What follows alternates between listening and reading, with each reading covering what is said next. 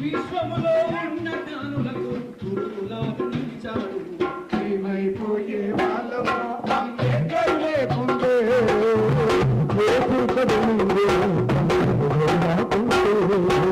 ఈరోజు మనము బాబాసాహెబ్ అంబేద్కర్ త్యాగం ద్వారా మనకు లభించిన రిజర్వేషన్ అది భారతదేశంలో ఉన్న అణగారిన జాతులకు దళితులందరికీ సమానంగా పంచబడాలి అనే ఉద్దేశంతో 30 సంవత్సరాలుగా అల్లుపెరగని పోరాటం చేస్తున్న మన మందకృష్ణ మాదిగన్న మన కోసం తీసుకొచ్చిన ఫలాలను ఈరోజు మాదిగ జాతిలో